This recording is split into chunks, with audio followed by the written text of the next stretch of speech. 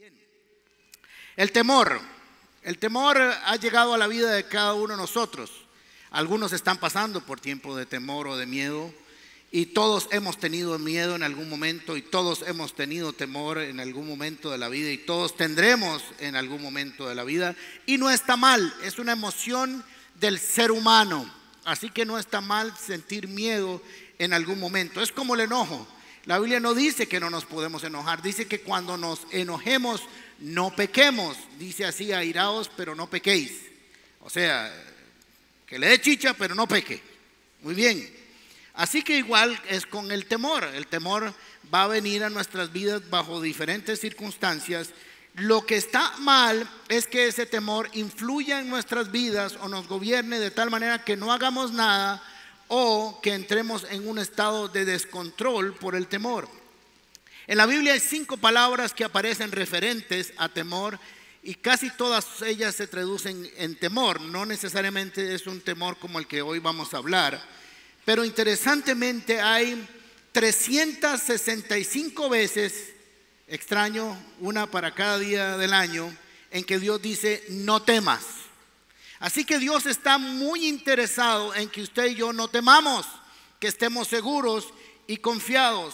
No temas aparece desde Génesis hasta Apocalipsis, desde Abraham hasta Juan en la isla de Patmos. Fue dicho a David, fue dicho a Moisés, fue dicho a Daniel, fue dicho a María, la madre de Jesús, fue dicho a sus discípulos, fue dicho a Pedro. Casi todos los grandes hombres de la Biblia y mujeres les fue dicho: no temas, porque la vida en diferentes momentos nos presenta situaciones en que vamos a temer. Así que nosotros necesitamos entender que aún Pablo, con toda la revelación de las Escrituras, en algún momento tuvo miedo cuando estuvo a la deriva por 14 días en una tormenta. Así que Isaías 41:10, póngase de pie. Voy a declarar esto por usted. Vamos, póngase de pie. Voy a declarar esto por usted. Si quiere, levanta las manos, y quiero empezar porque este día va a ser un día de liberación y sanidad para muchos de ustedes. ¿Les parece? Isaías 41 dice así. Si quiere, cierre sus ojos. Dice: así que no temas, porque yo estoy contigo. No te angusties, porque yo soy tu Dios. Te fortaleceré y te ayudaré y te sostendré con la diestra de mi victoria, en el nombre de Jesús. Amén y amén. Pueden sentarse. Muy bien. Así que empezamos esto venciendo el temor con la palabra de Dios. Todos traemos en nuestro chip emocional un sistema operativo que reacciona para el temor, y el temor es bueno. Hay un cierto temor que es bueno. Por ejemplo, si usted está en un piso, en un edificio de 100 pisos, usted no se va a asomar así sin un arnés o sin una baranda. El temor le dice que eso no está bien. Así que es un temor que es para nuestra protección, y eso no está bien. Eso no causa daño. Más bien, si no le hacemos daño, si no le hacemos caso a ese temor, podríamos causarnos daño. O el que tiene miedo a la velocidad, de no excederla, es un temor que trae beneficio a nuestras vidas, y eso está bien. Pero hay temores que son injustificados, o algunos que justificados no tienen el fundamento para estar en ese momento en nuestras vidas. El temor desenfrenado causa mucho daño al ser humano. Es de las emociones más desgastantes, negativas y destructivas que el ser humano puede experimentar. Todos hemos sentido temor, y no es lindo. Es feo sentirse con temor. No se siente uno agradable, es incómodo, provoca ansiedad, no deja dormir, produce sudoración. Hay un vacío aquí todo el tiempo. Es una inseguridad constante. Eso es una realidad cuando el temor ha llegado a invadirnos.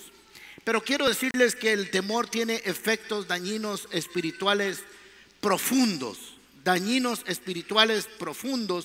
porque el temor se opone a la fe. Cuando hay temor, la fe desaparece.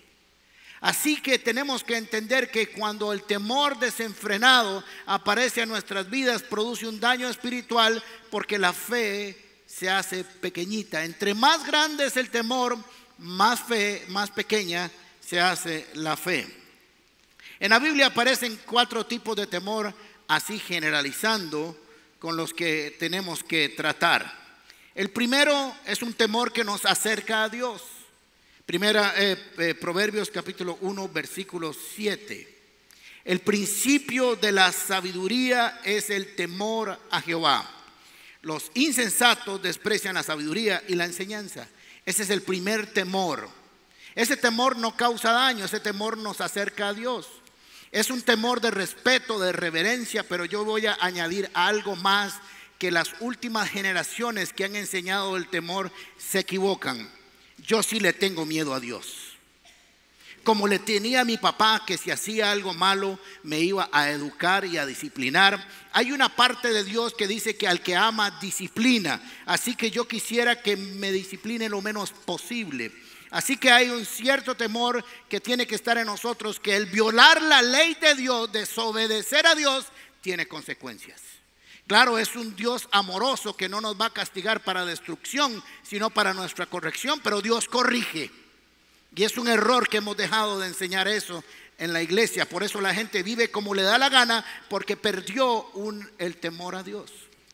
El segundo temor es el temor a los hombres, a lo que nos pueda hacer el hombre, cómo nos puede dañar. Este es uno de los que vamos a tratar. Y el temor a las circunstancias, las situaciones, el clima, la economía, la enfermedad, etcétera, etcétera, etcétera. Y por último, el temor al enemigo espiritual llamado Satanás. Pero como ese está vencido y no nos puede hacer nada, no lo vamos a tocar. Bien, así que los efectos del temor cuando nos gobierna produce una sensación desagradable, como dije. Y algunas de las cosas que suceden es que debilita nuestra salud, paraliza la voluntad, quita el sueño, entorpece la mente y produce fracaso espiritual. Por ejemplo, los celos es un profundo temor que tenemos de perder al ser querido. Y mire el daño que causan los celos. No da libertad, la persona es esclava de ese temor y no lo deja ser libre, no lo deja tener buenas relaciones. Muchos hombres y mujeres de la Biblia tuvieron temor. David experimentó el temor y cuando tenía temor iba a terapia. Así que vamos a ver cuál fue la terapia a la que David fue y se enfrentó para vencer el mismo. Mire, empezamos con el Salmo 56:3. Cuando tengo miedo, pongo en ti mi confianza. ¿Cuándo? No tengo texto ahí. Salmo 56:3. Cuando tengo miedo, pongo en ti mi confianza. ¿Qué hace? Porque el temor es desconfianza. Entonces cuando el temor viene a mi vida, yo tengo que ir y ver en qué me voy a anclar, en dónde voy a poner mi confianza para sustituirlo. Y donde lo pone el salmista es en el Señor. David sintió temor por diferentes circunstancias en su vida. Estaba perseguido siempre. Por 12 años fue perseguido por Saúl y por tropas que querían matarlo. Y a veces él estaba solo y habían literalmente miles de personas buscando para matarlo. Ejércitos contra él que querían destruirlo y matarlo. No querían solo encarcelarlo, querían partirlo en pedacitos. Y ahora vamos a ver cómo describe él el Salmo 23. Es interesante lo que produce el temor. Cuando Israel sale de Egipto y es llevado hacia la tierra prometida con milagros y prodigios que todos de alguna manera conocemos, llegaron frente al río Jordán. Ahí solo había que pasar el río y tenían acceso a la promesa de Dios de una tierra prometida. Así que mandaron unos investigadores, unos vaquianos, unos exploradores para conocer la tierra. No para ver si la tierra era buena o mala, sino porque ellos nunca habían pasado por ahí y no sabían qué ruta seguir. Así que Moisés los envió para que pudieran ellos descubrir el tramo, la dirección por donde iban a pasar a conquistarla. Pero que iban a conquistarla, la iban a conquistar. No fueron para ver si era la tierra que Dios les había ofrecido, sino para certificar que era la que Él les había ofrecido. solo había que descubrir por dónde pasar. Así que fueron 12 espías, y cuando volvieron, 10 vinieron con temor. 10 vinieron con temor. 2 vinieron sin temor. ¿Vinieron con qué? Con fe. Porque con la fe pudieron vencer el temor. 12 vieron exactamente lo mismo. 12 vieron lo mismo. Vieron la misma tierra, los mismos gigantes, los mismos pobladores, las mismas murallas. Los 12 vieron lo mismo. Solo que 10 lo vieron con los ojos del temor y 2 con los ojos de la fe. Y esos 10 vinieron y contaminaron a todo un pueblo, porque el temor es viral. Por eso nosotros tenemos que andar y caminar con gente que tenga fe, que nos infunda fe, aliento, que tenga una palabra de esperanza. ¿Usted ha oído el dicho eso, que un loco hace otro loco, o 100 locos? Esa no es mi esposa, pero les voy a contar un cuento. Ahí donde ustedes las ve así tan aplomadita, tan serena, puede producir que todo un país entre en crisis. Así que nos fuimos de vacaciones a Las Vegas y fuimos a un edificio que se llama Stratosphere Tower, y él es una mole de concreto así muy delgadita que se asciende como a 125 pisos, y arriba hay un restaurante, y arriba hay una montaña rusa. Imagínense, arriba hay una montaña rusa y hay uno de esos juegos que hace psh, psh, y los 2 atarantados de mis hijos se querían subir. Así que subimos al último piso, son más o menos 120 pisos. Y claro, ahí hay una montaña rusa dando vueltas. Ahora ya no hay, la cambiaron, y otra cosa que hace así que hay movimiento. Así que llegamos con los chicos, les compramos la entrada y los pusimos en las escaleras, y de pronto mi esposa se vuelve y se tira a la pared y hace: ¡esto se mueve! Y yo: sí, se mueve. Todas las estructuras de este tipo no fueron. ¡No! ¡Esto se mueve más! Así que yo la vi un poco alterada y le dije: chicos, suban. Pero de pronto me vuelve a insistir: esto se mueve. Y comienzo yo: ¡esto se mueve! Así que todos estamos así: ¡ale, esto se mueve! Y yo: sí, se mueve feo, se mueve feo. Así que, cierto, ¿no, mi amor? Cierto, dice ella. Así que ya había hecho un loco. Pero oíamos los gritos de Adrián y Esteban arriba, que se estaban montando en la montaña rusa, y había que subir unas escaleras así y salir al vacío. Así que como yo estaba sereno en la fe del Señor, póngame una luz aquí y una cámara aquí, por favor. Así que yo no quería defraudar a mis hijos y no quería ver que este bestia se había entrado en pánico. Así que habían unas escaleras así y había que subir, y yo estaba aquí así. Ni la cabeza despegaba, porque el edificio, que tiene como 30 años, se iba a caer cuando yo subí. Así que entonces me decían: papi, ya nos vamos a montar, ya nos vamos a montar. Así que tomé una fortaleza en el nombre del Señor, y miren, no es mentira, subí así. ¿Dónde están? Y todo el mundo subió a las escaleras y hacían. Seguro decían: este está borracho. Y yo sudaba, porque alguien me dijo que eso se movía, y yo sabía que se mueven. No, si las cosas que yo he tenido que aguantar en 30 años son terribles. Así que entonces terminaron y nos fuimos rápido. Que echémosle una mirada. ¿Cuál mirada? Botón y baje. Cuando toqué el piso dije: gracias, Señor, porque yo sabía que no iba a pasar nada, pero un loco hace 2. Así. Este es solo uno de ellos. Ahora le voy a contar otro. Así que todos tenemos temor a veces con fundamento o sin fundamento, pero temor al fin y al cabo. Y necesitamos entender que no nos pueden gobernar. Voy a sacar de este temor a aquellas personas que tienen problemas físicos, biológicos o hormonales, que a veces tienen estados o ataques de pánico, y eso hay que tratarlo de manera diferente, aunque esta receta se puede usar. Salmo 27, versículo 1: el Señor es mi luz y mi salvación, entonces ¿por qué habría de temer? El Señor es mi fortaleza y me protege del peligro, entonces ¿por qué habría de temblar? Cuando los malvados vengan a devorarme, cuando mis enemigos y adversarios me ataquen, tropezarán y caerán. Aunque un ejército poderoso me rodee, mi corazón no temerá. Aunque me ataquen, permaneceré confiado. Lo único que le pido al Señor, lo que más anhelo, es vivir en la casa del Señor todos los días de mi vida, deleitándome en la perfección del Señor y meditando dentro de su templo.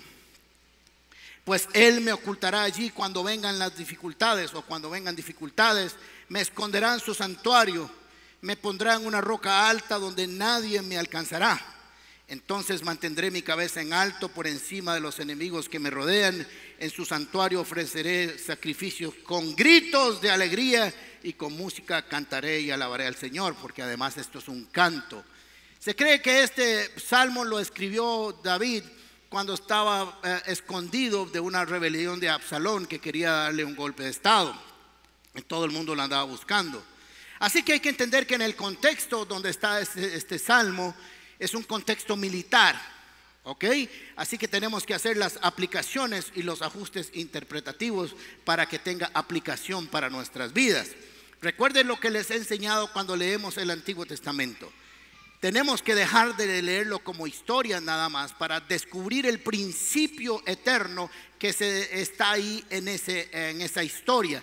Así que tenemos que descubrir el principio para que, tomándolo, podamos traerlo al año 2016 y aplicándolo tengamos el mismo efecto, el principio.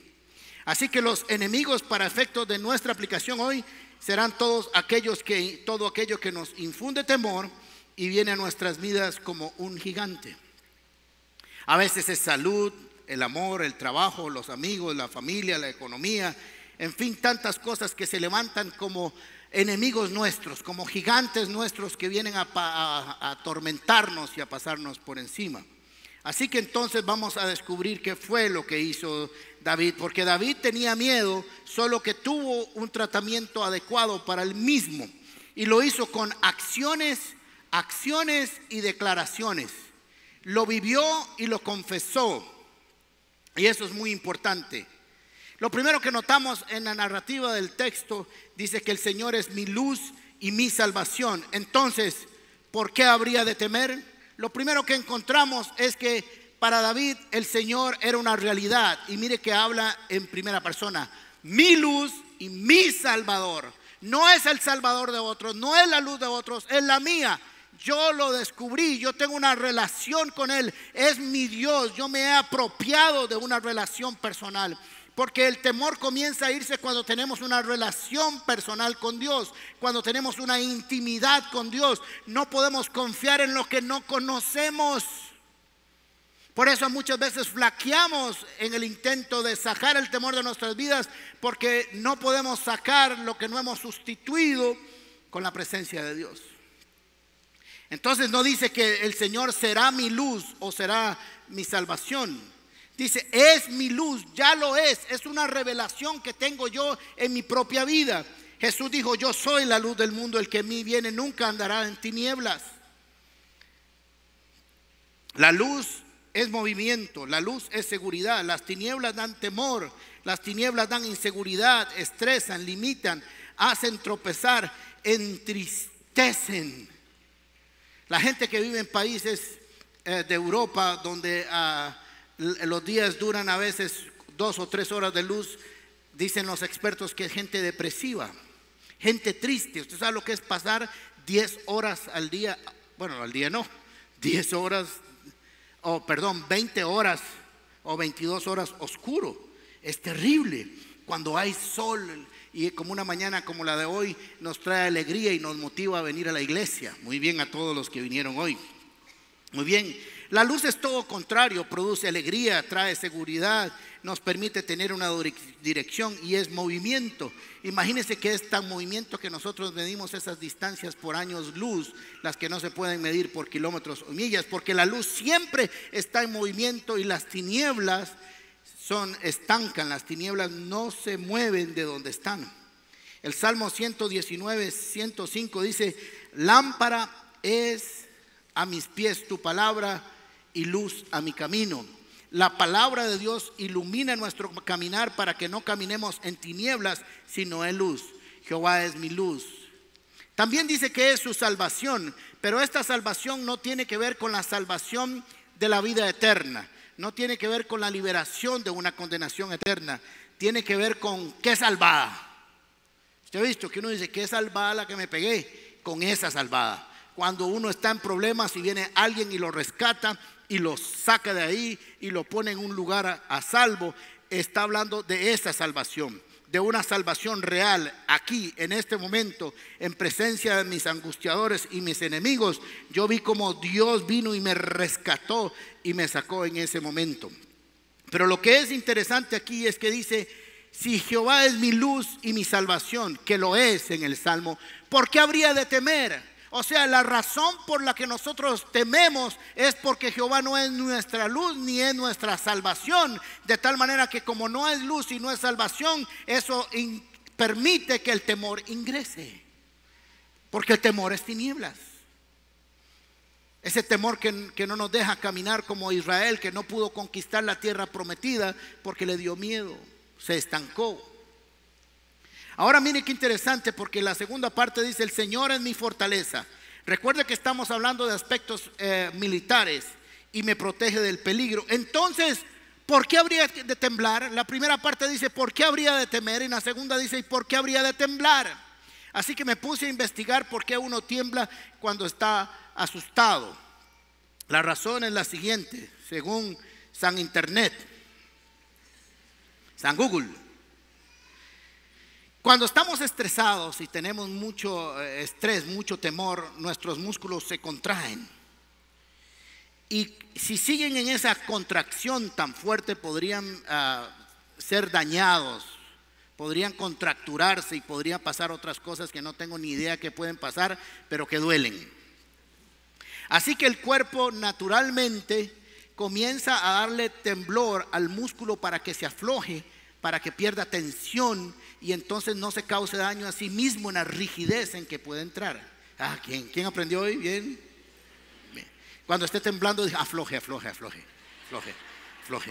Muy bien. Así que mire qué interesante, porque habla de un término: ¿por qué habría de temblar? Supongo yo que en algún momento David estuvo encerrado en una cueva y tembló. Y él fue a terapia y dijo: ¿por qué voy a temblar? Si Dios es mi fortaleza y me protege del peligro, no voy a temblar, voy a confiar. Jehová es mi luz y mi salvación, es mi protección, es mi amparo, es mi defensa, es mi resguardo. ¿Por qué voy a temblar? Miren lo que dice el Proverbios 18:10. El nombre del Señor es una fortaleza firme. Los justos correrán a él y quedarán salvos. Algo que David entendió no solamente era dónde estar, dónde permanecer, sino que supo dónde correr. Porque miren, hay que saber dónde correr. Cuando lo persigue a uno un perro, hay que saber para dónde correr.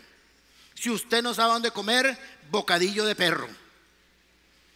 Hay que saber dónde correr y dónde refugiarnos. Y el proverbista nos dice que el Señor es la fortaleza y los justos corren a esa fortaleza y se refugian ahí. Cuando vengan circunstancias difíciles de su vida, cuando vienen circunstancias que todos tenemos una experiencia y posiblemente pasaremos por otras experiencias, no se preocupe si tiene que correr, solo sepa para dónde correr, porque si usted se refugia en el Señor, los justos, dice, correrán a él y quedarán salvos. No hay quien le haga daño cuando usted corre hacia la fortaleza de su vida.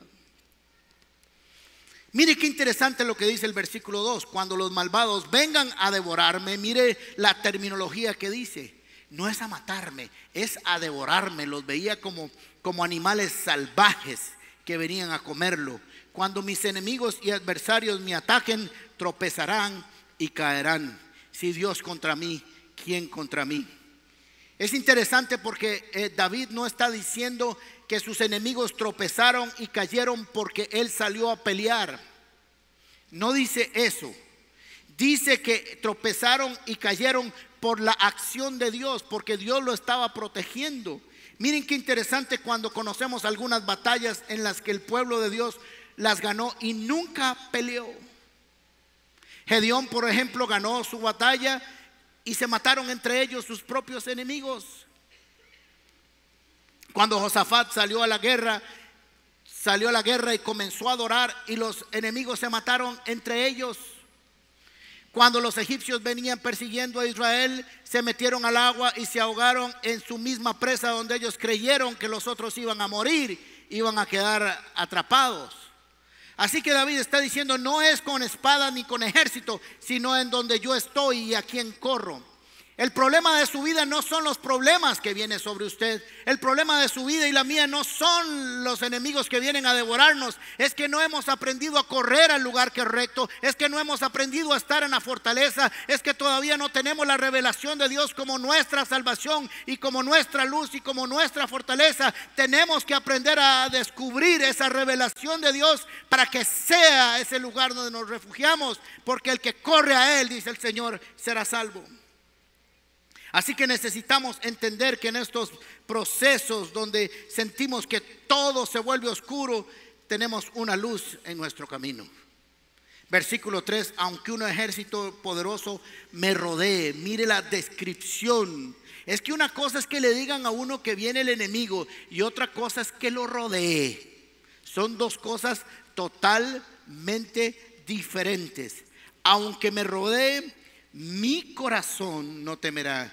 Y mi corazón es la voluntad, es el pensamiento, es el raciocinio, es el alma en sí. Y cuando habla la Biblia de corazón, no es del músculo, sino de las intenciones, de la voluntad, de los sentimientos. Así que todo lo que yo soy emocionalmente, en mis pensamientos intelectual, no temerán aunque me rodeen. Tengo que entender, tengo que comprender, tengo que analizar, tengo que declarar, tengo que proclamar, tengo que recordar lo que Dios es para mí. Porque una de las cosas que nos pasan cuando estamos en situaciones difíciles es que es más escandaloso el ruido del temor muchas veces que lo que Dios ha dicho en nosotros. Porque comenzamos a oír más los pasos del enemigo que los pasos de Dios en nosotros, o que el abrazo de Dios. No entendemos lo que Dios está diciendo. Y como no entendemos lo que Dios está diciendo, damos por sentado que otras cosas van a solucionar nuestro futuro. Eso le pasó a un señor que fue a visitar al doctor. Y después de que el doctor le hizo un chequeo, le dice, don fulanito, le dice, usted necesita cambiar su estilo de vida. Si no cambia su estilo de vida, va a tener un mes de vida. ¿Y qué tengo que hacer? Dice, tiene que hacer varias cosas. Pero entre una de ellas es que usted tiene que hablarle a su esposa, que lo tiene que chinear un poco más, que lo tiene que oír un poco más, que usted tiene que dormir los fines de semana un poco más, que no tiene que trabajar tanto en la casa, que ella le tiene que cocinar mucho mejor. En fin, su esposa tiene que participar en esto. Y le dice, doctor, ¿por qué usted no la llama y le explica esto, que ella tiene que hacer eso o me queda un mes de vida? No se preocupe, le dice, yo la llamo. Cuando llegó a su casa, él abrió la puerta del carro y sale su esposa corriendo y le dice, mi amor, me dicen que solo tienes un mes de vida. Muy bien, así que no entendió para qué la llamó el doctor. Cuando no escuchamos correctamente, nosotros tenemos acciones equivocadas. Mi corazón no temerá aunque me ataquen, y los ataques van a venir. Necesitamos aprender a permanecer, a no movernos del lugar donde estamos. El versículo 4 dice: lo único que le pido, oiga, lo único, en medio de toda esa adversidad, en medio de que lo rodean sus enemigos que vienen a comerlo, lo único que le pido al Señor, lo que más anhelo es vivir en la casa del Señor todos los días de mi vida, deleitándome en la perfección del Señor y meditando dentro de su templo. Los judíos entendían que el templo del Señor era un lugar seguro. Ahí se trató de esconder Nehemías en algún momento, o le recomendaron que se escondiera ahí porque era un lugar de refugio.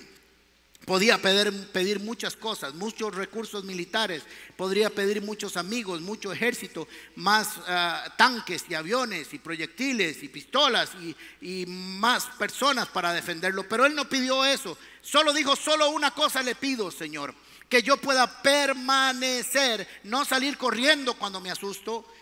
Hablé de correr, pero cuando no estamos en la casa de Dios. Pero cuando estamos en la casa de Dios, no salir corriendo. Cuando hablo de la casa de Dios, es su presencia, la adoración, la oración, la comunión. Es interesante porque yo he visto mucha gente que nos visita por varios meses o aún años, y cuando están en crisis, en lugar de permanecer unidos a todos los hermanos de la fe, se van, se resienten con Dios porque vino algo a sus vidas. Y aquí el salmista dice: vienen ataques, van a venir, me rodearon y posiblemente me vuelvan a rodear, pero yo solo pido algo: que yo permanezca en la casa del Señor todos los días para deleitarme. Y está hablando de relación, está hablando de adoración, está hablando de crecimiento. Dice: para meditar en su templo, para estar pensando en su palabra. David quería estar plantado, sembrado, que nadie lo moviera de ahí.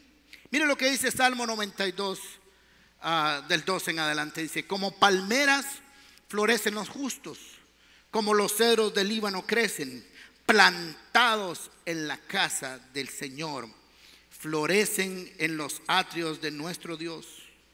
Aún en su vejez darán fruto, siempre estarán vigorosos y lozanos para proclamar: el Señor es justo, el Señor es mi roca y en Él no hay injusticia. Por eso quería estar ahí David. Dice el Salmo 37: deleítate en el Señor y Él te concederá los deseos de tu corazón. La confianza que David nos está revelando en el Salmo 27 es una confianza que viene producto de una profunda intimidad con Dios, de un profundo descubrimiento de quién es Dios, de una relación donde él aprendió a caminar con Dios, donde él se deleitó en la presencia de Dios como adorador, y Dios le reveló quién era él. No podemos dejarnos gobernar por el temor, no podemos paralizarnos por el temor. Tenemos que caminar, movernos, desplazarnos y ser conquistadores a través de la fe. La fe saca el temor. Dice 1 Juan: en el amor no hay temor, porque el primer amor perfecto echa fuera al temor. Así que el problema de nuestro temor es que no conocemos el amor perfecto de Dios. Se nos olvida que Dios nos ama y nos compró y que fue a la cruz por nosotros. ¿Por qué se nos olvida? Porque vemos las circunstancias, vemos el gigante. Miren qué interesante cuando David va a pelear contra Goliat. Si David ve el tamaño de Goliat, no le entra el negocio. Ahora mire qué interesante. ¿Usted sabe cómo veía David a Goliat?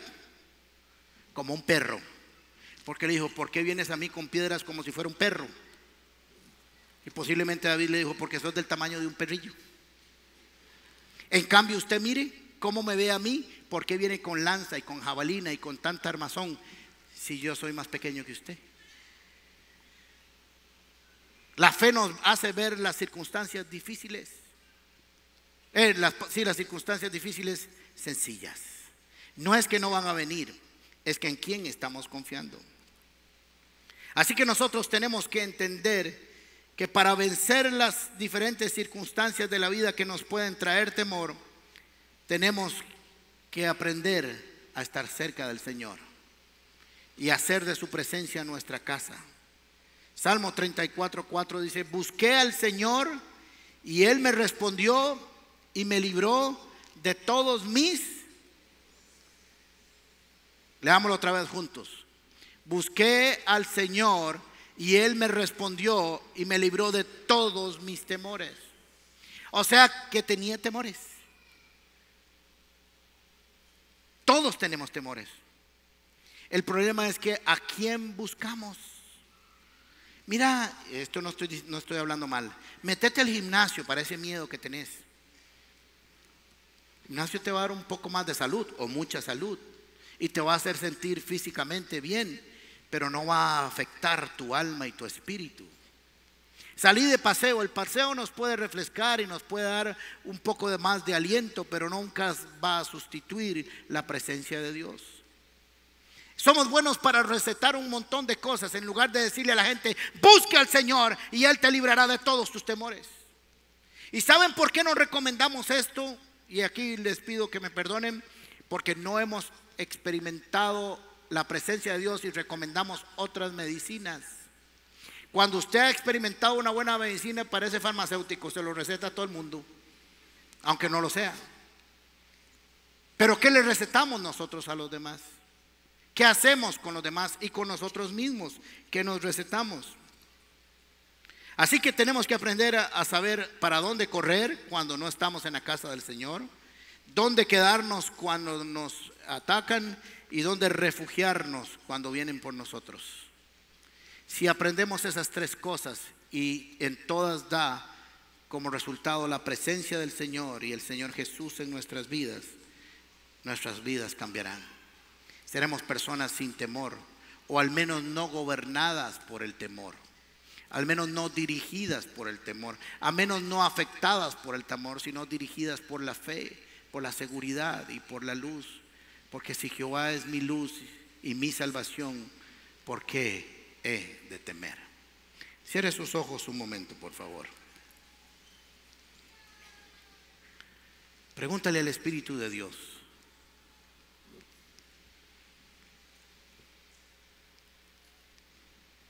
¿para qué lo trajo hoy? Pregúntele al Espíritu de Dios: ¿a qué lo trajo esta mañana? Me pone el piano, por favor. Pregúntele al Espíritu del Señor: ¿qué revelación traía hoy para tu vida?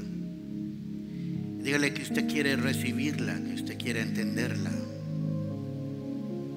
Que esta palabra de hoy no sean solo ecos de una cueva, sino que sea una semilla que, guardada en su corazón, en cada circunstancia de su vida, el temor podrá venir, pero nunca gobernarlo. Dígale: Señor Jesús, abro mi corazón a ti, para que tu Espíritu y tu palabra vengan a mí, porque yo quiero tener una profunda comunión contigo. Vengo a ti, oh Señor, buscando tu ayuda, porque el salmista dice que te buscó, tú le respondiste y le libraste de todos sus temores.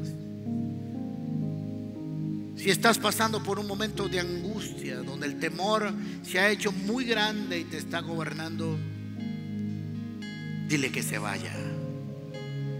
Porque hoy la presencia de Dios, la presencia de Jesús y el poder de su Espíritu vienen sobre ti. Clamé al Señor y Él me respondió y me libró de todos mis temores. En el nombre de Jesús yo quiero orar por cada uno de ustedes, por los que ahora nos ven por internet, para que todo espíritu de temor que ha venido sobre sus vidas se vaya ahora en el nombre de Jesús. Yo echo fuera ese espíritu que ha venido a controlar sus pensamientos, sus acciones, a inundar su corazón, a limitarlos en el movimiento, a hacer las noches largas y complicadas. En el nombre de Jesús lo echo fuera. Y pido que la presencia de Jesucristo en el corazón, en el alma, en el espíritu y en el cuerpo de cada uno de ustedes sea una realidad. Y dígale: Señor, en medio de mi situación, la que estoy viviendo o la que pueda venir en algún momento, yo solo una cosa te pido: que pueda yo permanecer en tu casa para deleitarme en tu presencia y para meditar en ti. No importa cuántos me rodeen y qué tan grandes sean, nunca serán más grandes ni serán más que tu poder. Tú eres mi fortaleza, mi refugio. Levantarás mi cabeza y me harás caminar en dignidad.